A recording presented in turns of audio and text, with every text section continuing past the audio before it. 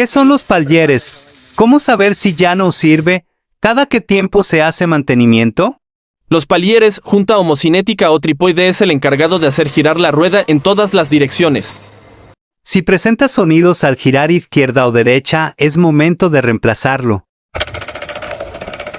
En este caso tocó cambiar palieres a un Kia Sorrento 2010. La consecuencia de nunca hacer mantenimiento, el eje se quedó pegado con la bocamasa.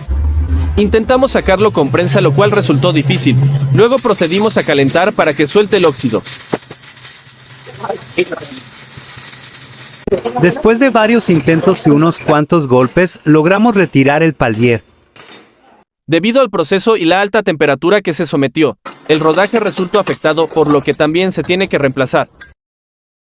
Recuerde que la grasa de los palieres con el tiempo pierde sus propiedades. El primer mantenimiento se recomienda hacer a los 150.000, luego cada 50.000.